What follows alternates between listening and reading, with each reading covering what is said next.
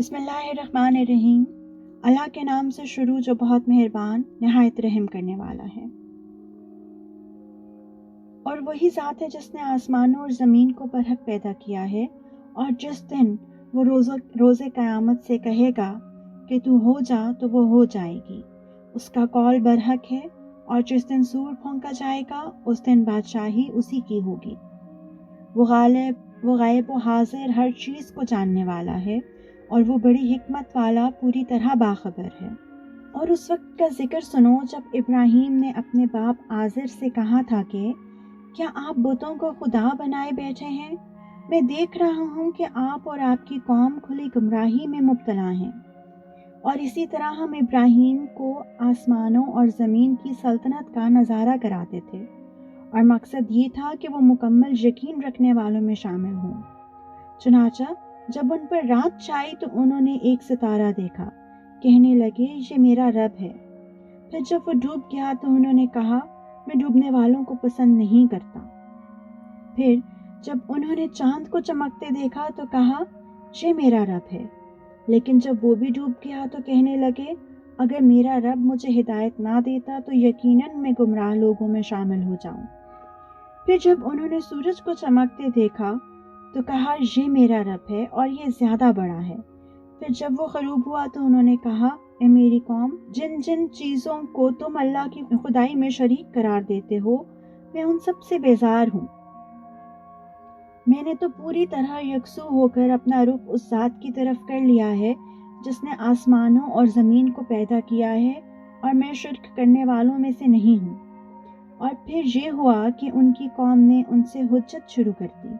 ابراہیم نے ان سے کہا کیا تم مجھ سے اللہ کے بارے میں حجت کرتے ہو جبکہ اس نے مجھے ہدایت دے دی ہے، اور جن چیزوں کو تم اللہ کے ساتھ شریک مانتے ہو میں ان سے نہیں ڈرتا کہ وہ مجھے کچھ نقصان پہنچائیں گی، اللہ یہ کہ میرا پروردگار مجھے کچھ نقصان پہنچانا چاہے تو وہ ہر حال میں پہنچے گا۔ میرے پروردگار کا علم ہر چیز کا احاطہ کیے ہوئے ہے، کیا پھر بھی تم کوئی نصیحت نہیں مانتے؟ اور جن چیزوں کو تم نے اللہ کا شریک بنا رکھا ہے میں ان سے کیسے ڈر سکتا ہوں جبکہ تم ان چیزوں کو اللہ کا شریک ماننے سے نہیں ڈرتے جن کے بارے میں اس نے تم پر کوئی دلیل نازل نہیں کی ہے۔ اب اگر تمہارے پاس کوئی علم ہے تو بتاؤ کہ ہم دو فریقوں میں سے کون بے خوف رہنے کا زیادہ مستحق ہے۔ حقیقت تو یہ ہے کہ جو لوگ ایمان لے آئے ہیں اور انہوں نے اپنے ایمان کے ساتھ کسی ظلم کا شائبہ بھی نہیں آنے دیا، امن اور چین تو بس انہی کا حق ہے، اور وہی ہیں جو صحیح راستے پر پہنچ چکے ہیں۔ یہ ہماری وہ کامیاب دلیل تھی جو ہم نے ابراہیم کو ان کی قوم کے مقابلے میں عطا کی تھی۔ ہم جس کو چاہتے ہیں درجے بلند کر دیتے ہیں۔ بے شک تمہارے رب کی حکمت بھی بڑی ہے، علم بھی کامل ہے۔ اور ہم نے ابراہیم کو اسحاق جیسا بیٹا اور یعقوب جیسا پوتا عطا کیا۔ ان میں سے ہر ایک کو ہم نے ہدایت دی، اور نوح کو ہم نے پہلے ہی ہدایت دی تھی، اور ان کی اولاد میں سے داؤد، سلیمان، ایوب، یوسف، موسیٰ اور ہارون کو بھی۔ اور اسی طرح ہم نیک کام کرنے والوں کو بدلہ دیتے ہیں۔ اور زکریا، یحییٰ، عیسیٰ اور الیاس کو بھی ہدایت عطا فرمائی۔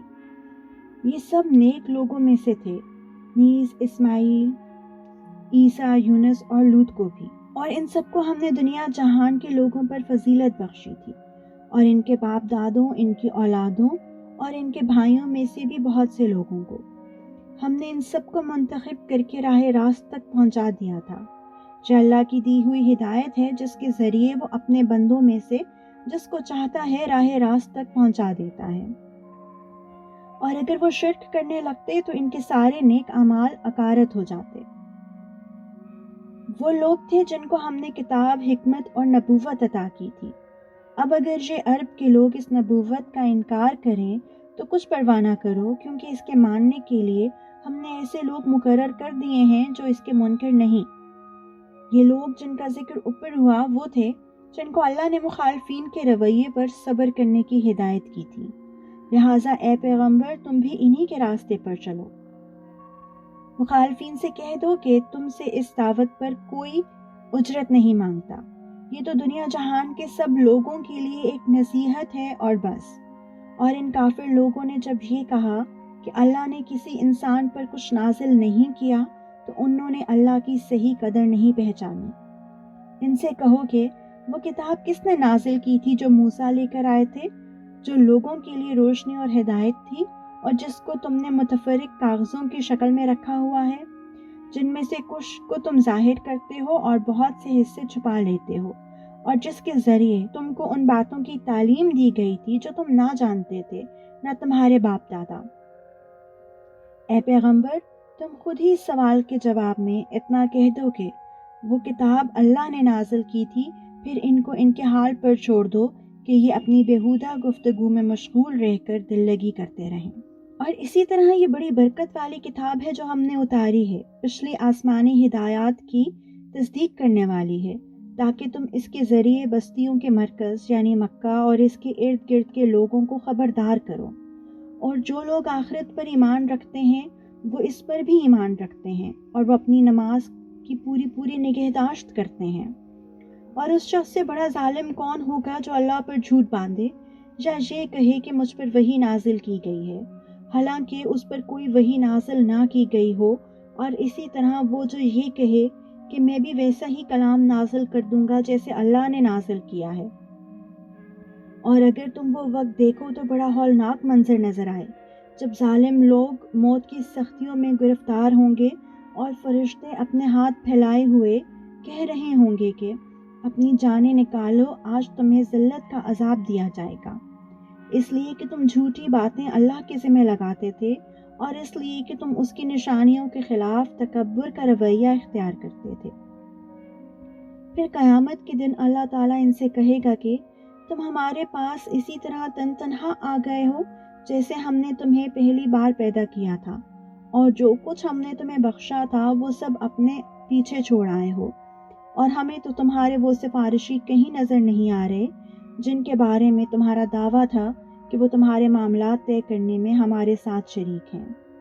حقیقت یہ ہے کہ ان کے ساتھ تمہارے سارے تعلقات ٹوٹ چکے ہیں، اور جن دیوتاؤں کے بارے میں تمہیں بڑا زوم تھا وہ سب تم سے گم ہو کر رہ گئے ہیں۔